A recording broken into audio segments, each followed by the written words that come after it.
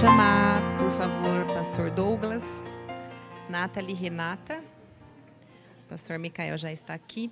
Nós talvez não consigamos, acho que é certeza que não vamos conseguir responder a todas as perguntas, mas se por acaso a sua não for respondida e você ainda permanecer com a dúvida, você pode procurar depois um dos nossos palestrantes para a gente seguir aqui, tá bom? Renata, acho que eu fico aqui na ponta mais fácil. Cadê?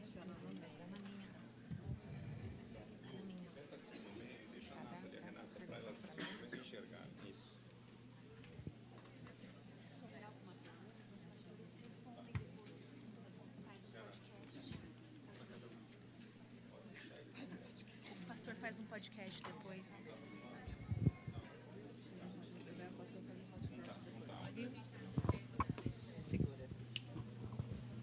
Ok, então... se a gente fica meio escondidinha aqui, vamos ver. Cuidado esses fios, tem um fio aí. Deus, que medo, tá tudo pulando. Bom, enquanto eles vão se desafiando aí... Se desenredando. Desenredando. Gente, esse é o Eduardo, o Dudu, que faz assim cavalheiro. para todo mundo. Ai, gente. Você viu? Então, vamos lá. Vou começar com uma pergunta aqui para a Renata, que diz assim, a salvação envolve a nossa mente? É um processo, ou quando nos tornamos cristãos, Deus nos concede uma completa e nova mente? Deu para entender que é repetir? Posso pegar o papel que tem a minha resposta Pode. atrás? Obrigada. Então, sim, você precisa da sua mente. Você precisa da sua mente para entender o Evangelho. A fé é um entendimento de quem é Jesus Cristo. Então, envolve... Você é uma pessoa integral, você precisa saber disso. Você é um ser que tem uma parte material e uma parte imaterial. Então, você é corpo e alma. E você precisa do entendimento para crer em Jesus Cristo. Então, a Bíblia ela é uma revelação especial. Todos temos uma revelação geral, que são as obras do Criador, que todos podem ver e perceber Deus, como está lá em Romanos 1, que todos podem perceber quem é Deus. Mas Deus ilumina algumas pessoas, dá iluminação, entendimento, para que essa pessoa possa entender a revelação geral. E a finalidade da revelação geral, que é a palavra de Deus escrita para nós, é suficiente para a nossa salvação. Então, você não pode ler a Bíblia, se você não tem entendimento, você não vai ser salvo. Então, você tem uma iluminação do Espírito Santo para você entender a revelação geral, cuja finalidade é a nossa salvação em Cristo Jesus. E 1 Pedro 3,15 diz que nós precisamos saber responder qual é a razão da nossa fé. Então, você sim precisa da sua mente e é importante que você guarde a sua mente. E aqui a Luciana não leu a parte de baixo. Você pode ler, por favor? Obrigada. Sim. Me entregou, hein, Renata? Tá assim, no mundo pós-modernidade, podemos perceber que as pessoas estão cada vez mais doentes emocionalmente, espiritualmente, enfim. Até onde a internet influencia nesta mudança da mente? Então, como eu disse, somos um ser integral, parte material e imaterial. Então, a sua parte imaterial influencia a sua parte material. Suas emoções, sua mente, seus pensamentos influenciam o seu corpo. Não tem aquela pessoa que é ansiosa e fica com dor de estômago? Aquela outra que é ansiosa e come. Então, uma parte influencia a outra. Você é um ser integral, uma pessoa só. E sobre essa questão, sim, estamos doentes, porque estamos corrompidos depois do pecado, o relógio começou a correr contra nós, não é isso? Então, a gente está, como a gente tem o corpo corrompido, a gente está caminhando para a degradação do nosso corpo aqui. Mas quem é salvo em Jesus Cristo, essa pessoa vai ter o corpo transformado. E sim, estamos adoecendo, e eu quero indicar esse livro, Equilíbrio Social na Era Digital, da Sara blá blá blá Zylstra, tá? Depois alguém quiser conseguir ler o nome dela, vocês me contam. Esse livro aqui, ela fez uma pesquisa, inclusive eu traduzi um artigo dela no blog Voltemos ao Evangelho, acho que não faz nem 2 semanas, que chama Sozinha no Instagram. É um artigo enorme, mas ela fez uma pesquisa com mulheres cristãs universitárias, mostrando como que nós estamos ficando retardadas por causa do Instagram. Então, eu recomendo, porque eu gostaria muito que todas nós tivéssemos a mente renovada. E ela mostra que tem uma deformação física no nosso cérebro, tá? Quando a gente fica nas redes sociais. Então, é seríssimo isso. Então, é um alerta. E eu gostaria muito, até falei para a Luciana, que eu gostaria até de sair do Instagram. Então, pensem nisso. Tem esse livrinho que está à venda lá, que é da Editora Fiel, e tem o artigo que chama Sozinha no Instagram. Obrigada. Alguém quer? Não vou mais perguntar para você. Nathalie, vamos lá. Por causa de influências feministas, vejo que, às vezes, Satanás utiliza outras mulheres para tecerem elogios que alimentam nosso ego e nos fazem pensar que somos suficientes e não precisamos de Cristo. Como filtrar e identificar essas armadilhas e glorificar ao Senhor nessas situações? Eu não sei que tipo de elogio que você tem recebido. Eu fiquei até pensando, né? Quais elogios que são feministas e que te levariam a achar que você não precisa mais do Senhor. Mas, geralmente, os elogios que a gente recebe são em relação à nossa inteligência, por exemplo, né? Ou então em relação ao seu desempenho, ao seu corpo, né? E aí você se sente muito orgulhosa disso, né? Assim, tipo, ó, como eu sou boa. É igual criança que faz alguma coisa e fala, ó, você viu, mamãe, como eu fui bem, ó, né?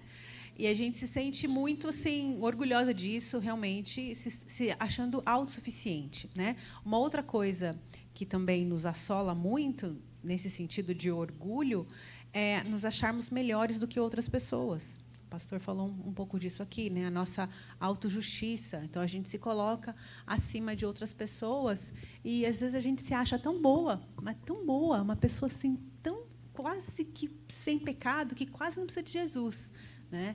Então, eu acho que isso pode nos afastar do Senhor, porque daí a gente vai tendo esses pensamentos mundanos entrando na nossa vida. Então, eu acho que a gente precisa cuidar, porque o feminismo ele vem, e não só o feminismo, outros movimentos também, vem trazendo algumas ideias, assim, devagarzinho para a gente, e a gente vai sendo alimentado disso e esquece de prová-la com a Bíblia, de provar essas ideias com a Bíblia, de provar, lá pegar os nossos pontos lá de Filipenses, né, e ir vendo, será que isso é verdadeiro?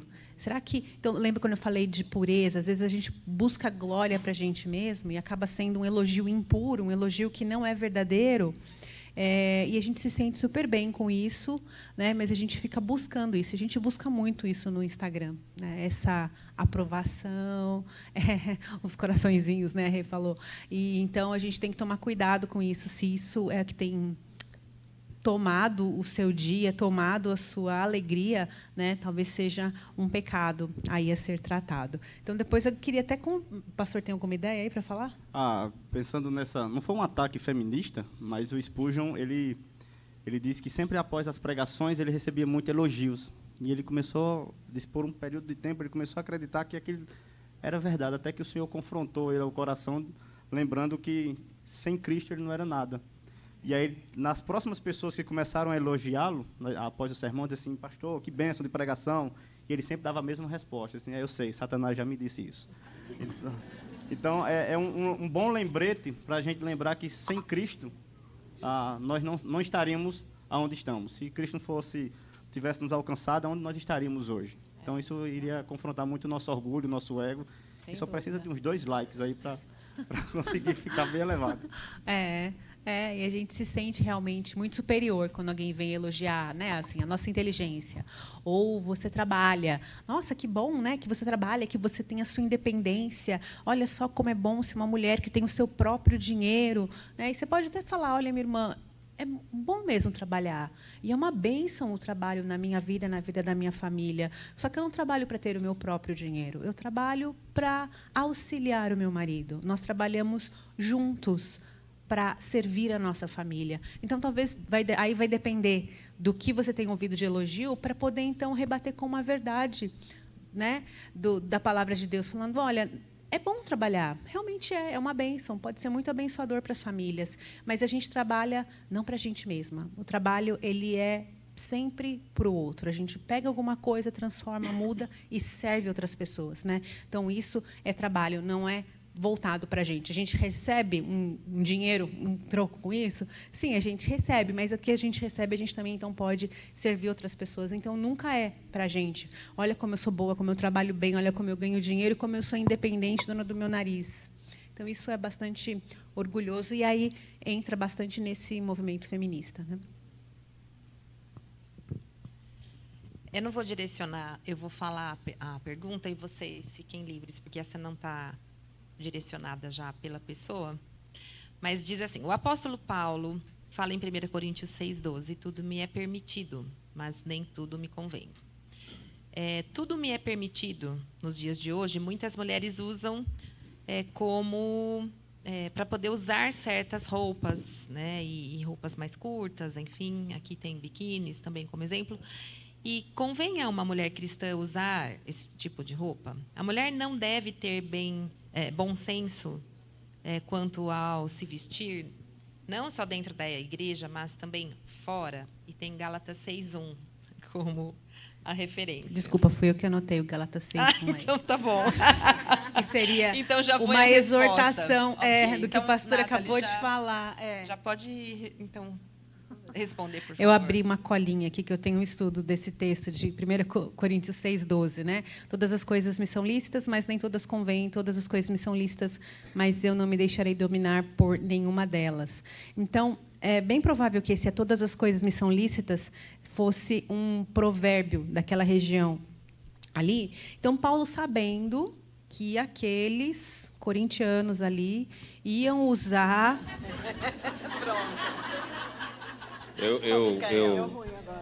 Eu aceito. Aí já é heresia, já. Muito boa, Nathalie. Aí eu vou precisar comentar. Excelente exegese. Sabendo que eles iam usar essa desculpinha, todas as coisas me são lícitas. Paulo já fala, então, todas as coisas me são lícitas, mas nem todas convêm. Né? Não vou me deixar dominar por nenhuma delas. Então, aqui daí a gente já vê uma restrição dessa liberdade. Tudo é lícito. Então, usar o vestido, como é que a gente chama? O vestido a vácuo, né? Assim.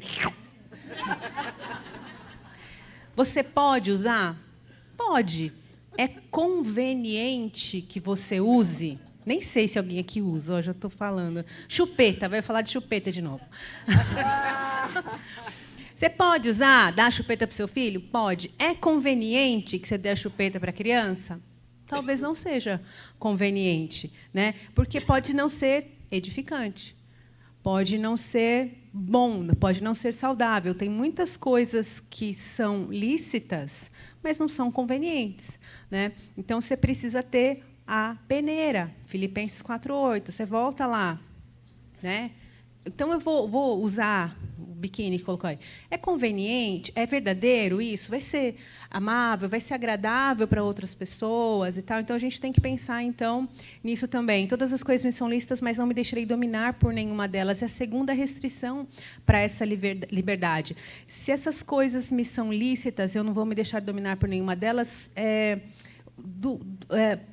Se somos de Cristo, nós somos livres. Né? Mas livres do quê? Livres para quê? Né? Nós somos livres das amarras do pecado e somos livres para obedecer o nosso Senhor.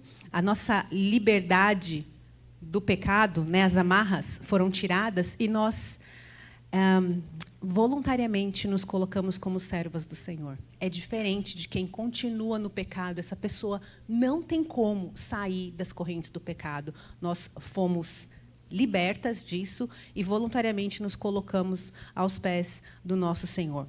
Então, a gente pode dizer não para o pecado, não para as coisas erradas, né? E ter essa sabedoria de usar o que é conveniente e pensando nas outras pessoas. Então, quando você usa isso, você está sendo amável para com quem está te vendo? Para com o marido de outras mulheres? Você está mostrando, né, a boa fama ou não? É lícito? Pode ser lícito. Agora, as pessoas usam só o que elas querem, né? As pessoas vão usar a parte do versículo lá falando, é lícito, né? Mas aí, será que convém? Daí esquecem de falar. Tem uma coisa muito interessante, que essa frase não era uma frase comum entre os crentes. Quando você olha o contexto da igreja de Corinto, Corinto trouxe muita coisa pagã para dentro da igreja, e uma destas é lícito. Porque quando a gente vai chegar em nossa carreira cristã, você vai perceber, olhando para as Escrituras, que tem muita coisa que Deus diz que não é lícito. Não é lícito.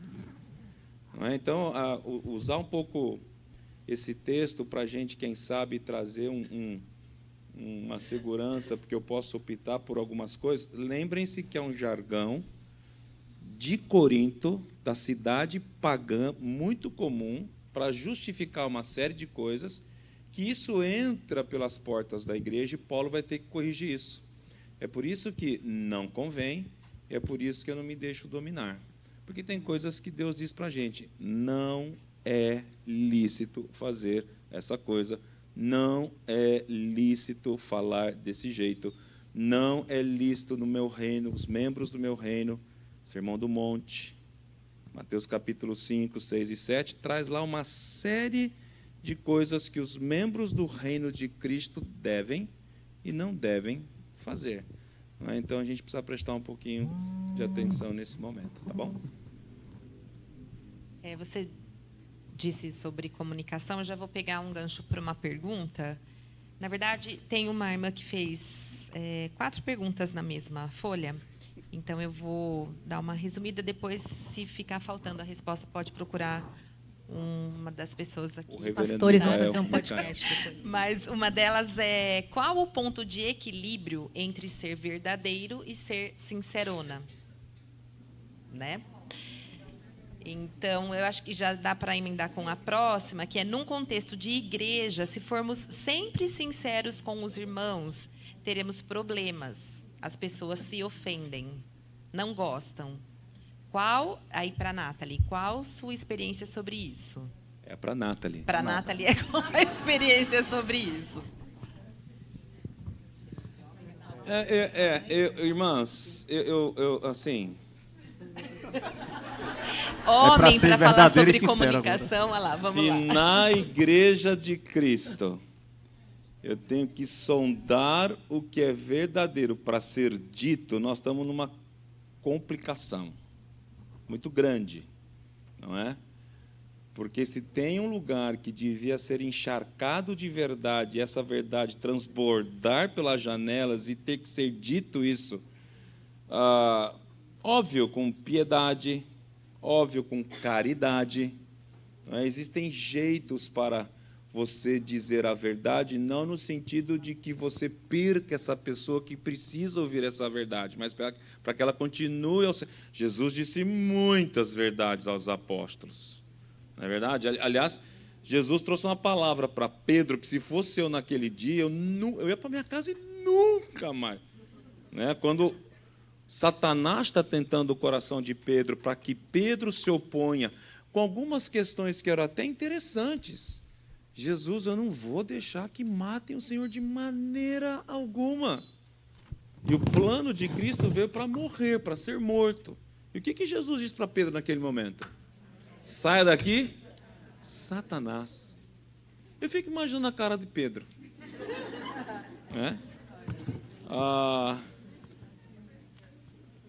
No sentido, imediatamente depois desse discurso, Jesus disse assim para Pedro: ó, Pedro, eu vou dizer uma verdade muito grande para você. Logo mais, antes que o galo cante, você irá me negar. Quantas vezes? Quantas vezes o galo cantou? Não, gente, o galo cantou uma. É a mania de pôr o galo no lugar de Pedro. Né? Verdades que Cristo disse com piedade e caridade, que nós precisamos fazer com que as pessoas saibam a verdade. Então não tem esse medo na igreja. Eu vou fazer uma abordagem para uma pessoa, pastor, é uma pessoa muito chegada a mim. O maior ganho que você fará com essa pessoa é ela ouvir a verdade, mesmo que ela, ao receber, sofra algumas perdas. Porque se ela perde pela verdade, ela ganha. Então não hesite em falar a verdade para essa pessoa. E não tem essa questão de um pecado muito tenebroso que ronda o nosso coração, que é temer homens. O que será que ela vai pensar se eu disser isso, Deus? Não se esqueçam que quando Deus colocar você nessa missão, o coração dessa pessoa ouvinte também estará nas mãos de Deus. Então você não hesite, não. A sua igreja precisa ser uma igreja de verdadeira. Então, bola para frente. Tá bom? Olha, eu tenho passado por algumas situações assim, né? Os cabelos brancos fazem com que a gente tenha essa função, né? Muitas vezes, de falar para as pessoas a verdade em amor. Então, é toda uma preparação. Você não vai confrontar a pessoa de qualquer jeito, como se você fosse a pessoa santarrona que nunca peca. Mas você se prepara em oração, fala com a pessoa num momento apropriado, né? Retira a pessoa do círculo ali de algum lugar que ela está, para ela não ser exposta. É uma conversa 1 a 1, a Bíblia fala lá em Mateus 18, 1 a 1. Se ela não te ouvir, você pega mais uma pessoa e leva junto. E aí, se ela não te ouvir, você leva, né, se for um pecado, enfim. Então, muitas vezes, isso veio na onda do cabelo branco, né? Porque aí a pessoa, você se sente...